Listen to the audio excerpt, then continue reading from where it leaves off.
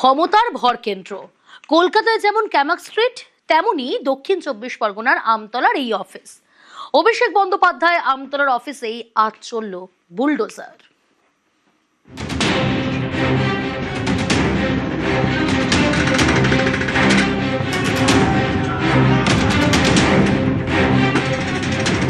অনেকে বলেন ক্ষমতা থাকলে ক্ষমতার ভরকেন্দ্র থাকে, যে ভরকেন্দ্রে রণকৌশল তৈরি হয়, যে ভরকেন্দ্র নির্দেশ দেয়, হিসেব নেয়। দক্ষিণ 24 পরগনার আমতলার আপাত ছাপোষা এলাকায় মাথা তুলে দাঁড়ানো এই দুধ সাদা অট্টালিকা বোধহয় তেমনই এক ভরকেন্দ্র। বঙ্গ রাজনীতিতে তৃণমূলের ক্ষমতার সূর্য যখন মধ্য গগনে, তখন আকাশ ছুঁয়েছে এই অট্টালিকা। এখানেই অফিস ছিল অভিষেক বন্দ্যোপাধ্যায়ের। লম্বা কনভয়, নিরাপত্তার বলয়, নিয়মিত এখানে আসতেন তৃণমূলের নাম্বার 2। দক্ষিণ 24 পরগনার ডায়মন্ড হারবারের সাংসদ অভিষেক বন্দ্যোপাধ্যায়। সেই ডায়মন্ড হারবারের কাছেই এই আমতলা। শোনা যায় দক্ষিণ 24 পরগনায় গাছের পাতা নড়বে কিনা সেই নির্দেশ নাকি যেত এই অফিস থেকেই। অভিষেকের অফিস কলকাতায় ক্যামাক স্ট্রিট, দক্ষিণ 24 পরগনায় আমতলা। এই নোটিশটা যদি দেখা যায় তাহলে এই নোটিশটা কার নামে আছে? এই নোটিশটা আছে লিপস এন্ড বাউন্সের নামে এবং অমিত ব্যানার্জির নামে। অমিত ব্যানার্জি কে? অমিত ব্যানার্জি হচ্ছে অভিষেক ব্যানার্জির বাবা। এই যে গোটা অফিসটা, এর মধ্যে একটা সিম্বল আছে, এটা খুব সিম্বলিক।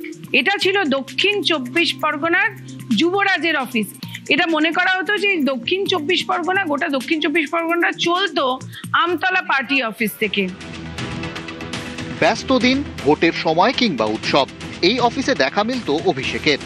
এখানেই বৈঠক, এখানেই নির্দেশ, এখানেই দরবার। ফলতার জাহাঙ্গীর খান, ভাঙরের শওকত মোল্লা। শোনা যায় দরকার হলে নাকি এই অফিসেই আসতে হতো তাঁদের।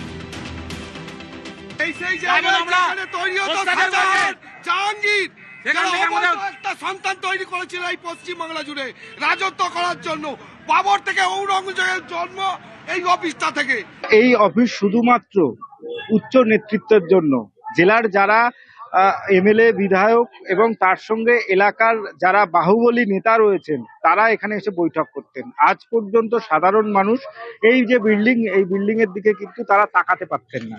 এটা হচ্ছে ডায়মন্ড হারবারের হাঁটুর ঘর ছিল অভিষেকের। এখান থেকে ক্রিমিনালের জন্ম হতো, এখান থেকেই যত মহিলাদের নিয়ে চক্রান্ত চলতো। প্রত্যেক ইলেকশনে এখান থেকে, আমাদের যত ইলেকশন চলতো এখান থেকে অপারেটিং করা হতো। ভোটের হিসেব, জয়ের অঙ্ক, পরাজয়ের সম্ভাবনা, জেলার সব ওঠাপড়ার কাটাছেড়াই নাকি হতো এই অফিসে। কে থাকবে, কে যাবে, কে আসবে, সব বদলেরই সাক্ষী এই সাদা বাড়ি। এবছর ফেব্রুয়ারিতে আমতলার এই পার্টি অফিসেই অভিষেক বন্দ্যোপাধ্যায়ের হাত ধরে তৃণমূলে যোগ দেন সিপিআইএম এর প্রতিকুর রহমান। কর্মে দাপট, নির্মাণেও নাকি দাপট।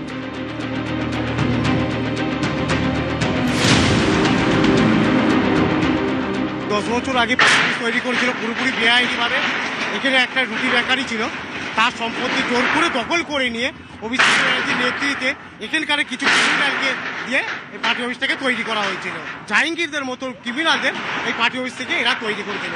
যখনই অভিষেক ব্যানার্জি এখানে আসতো, তখনই সাধারণ মানুষের তো ক্ষতি করতো, প্লাস ছোট ছোট দোকানদার, যত গাড়ি ঘোড়া যত আসতো, তাদের কোনো কিছু শান্তিতে করতে দিত না। আমরা চাইছি আজকে বিপত্তারিণীর দিনে বিপদকে আমরাকে তাড়িয়ে দিচ্ছি। এই অভিষেক ব্যানার্জির নেতৃত্বে এখানকার কিছু ক্রিমিনালরা হয়ে আমাদের আজকে আমতলা চত্বরটা পুরো নষ্ট করে দিয়েছে।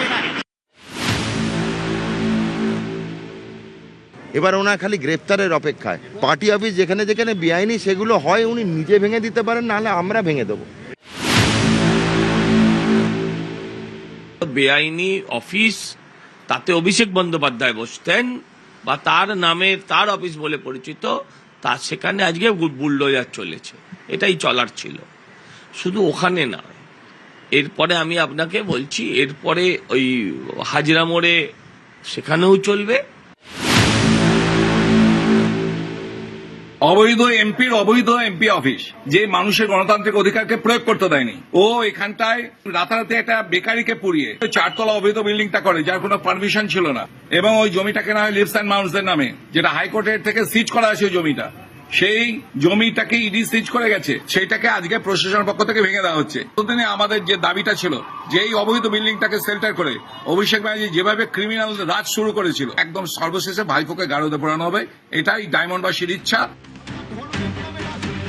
শাসকের দাপট, দাপটের শাসন, এখন দেওয়ালে শুধুই ভাঙনের লিখন।